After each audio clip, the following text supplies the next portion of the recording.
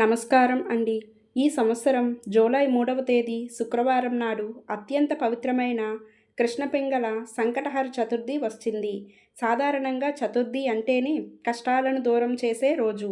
అలాంటిది ఈసారి లక్ష్మీదేవికి ఇష్టమైన శుక్రవారం, అలాగే శ్రీ వెంకటేశ్వర స్వామి జన్మ నక్షత్రమైన శ్రవణ నక్షత్రం కలిసి రావడం విశేషం.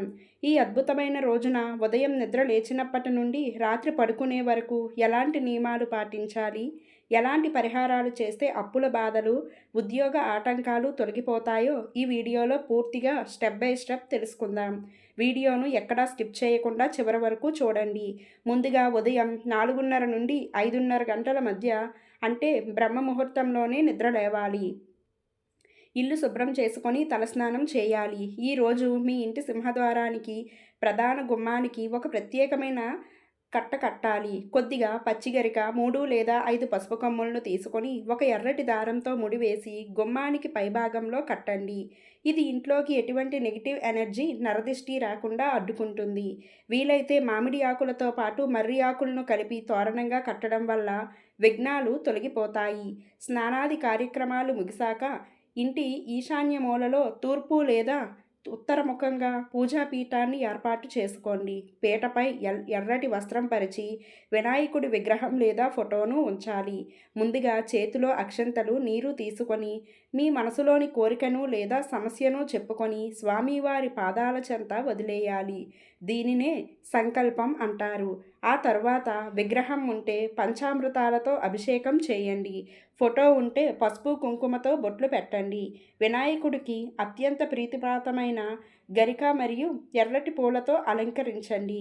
స్వామివారికి 11 లేదా 21 ఉండ్రాళ్ళు లేదా మోదకాలు మరియు ఒక బెల్లం ముక్కను నైవేద్యంగా సమర్పించండి.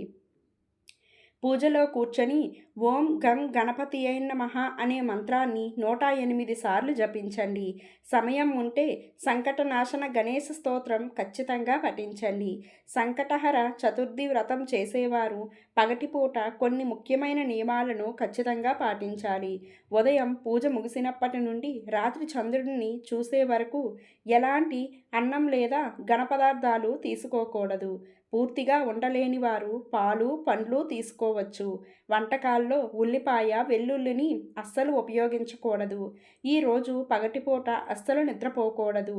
ఎవరిపైనా కోపగించుకోకూడదు. బ్రహ్మచర్యం ఖచ్చితంగా పాటించాలి.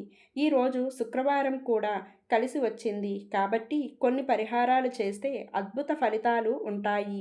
అప్పుల బాధలు ఉన్నవారు వినాయకుడికి ఒక పెద్ద బెల్లం ముక్కను నైవేద్యంగా పెట్టి పూజ తరువాత ఆ బెల్లాన్ని ఆవుకు తినిపించండి.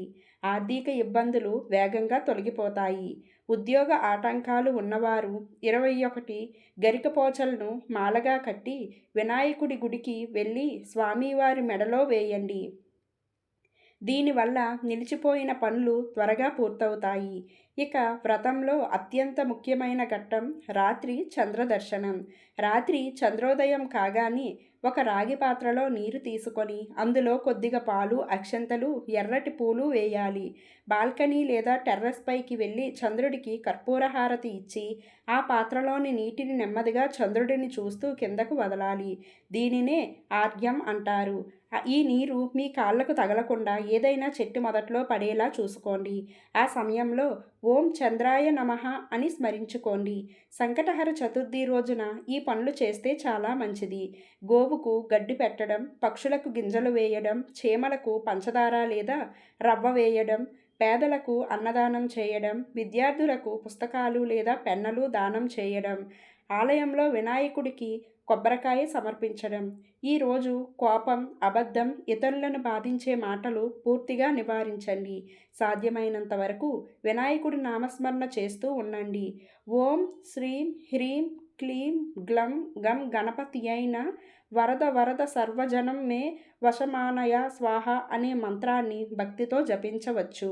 ఎవరికీ అవమానం చేయకండి, కోపపడకండి, మద్యం, మాంసాహారం తీసుకోకండి, చెడు మాటలు మాట్లాడకండి, ఆహారాన్ని వృధా చేయకండి, దేవుడికి పెట్టిన నైవేద్యాన్ని నిర్లక్ష్యం చేయకండి. భక్తితో సంకటహర చతుర్థి వ్రతం చేస్తే విఘ్నాలు తొలగుతాయి. ఉద్యోగ వ్యాపారాల్లో పురోగతి కలుగుతుంది. అప్పుల బాధలు తగ్గుతాయని విశ్వాసం. విద్యార్థులకు చదువులో ఏకాగ్రత పెరుగుతుంది. వివాహయోగం ఆలస్యం అవుతున్న వారికి శుభ ఫలితాలు కలుగుతాయని భక్తులు నమ్ముతారు. కుటుంబంలో సుఖశాంతులు నెలకొంటాయి. ఆరోగ్యం, ఐశ్వర్యం, ఆనందం కలుగుతాయని పురాణ విశ్వాసం. చంద్రుడికి ఆర్ఘ్యం ఇచ్చిన తరువాత ఇంటి లోపలికి వచ్చి వినాయకుడి ప్రసాదం తిని మీ ఉపవాసాన్ని విరమించవచ్చు. ఇంతటి పవిత్రమైన రోజున ఈ విధంగా పూజ చేసి వినాయకుడి అనుగ్రహాన్ని పొందండి. మీ జీవితంలో ఉన్న పెద్ద సంకటాలైన మంచులా కరిగిపోతాయి. ఈ సమాచారం మీకు నచ్చితే వెంటనే వీడియోను లైక్ చేయండి. మీ ఫ్రెండ్స్కు షేర్ చేయండి. ఇలాంటి మరిన్ని ఆధ్యాత్మిక విషయాల కోసం మన ఛానల్ను ఇప్పుడే సబ్స్క్రైబ్ చేసుకోండి. ఓం గం గణపతియై నమః.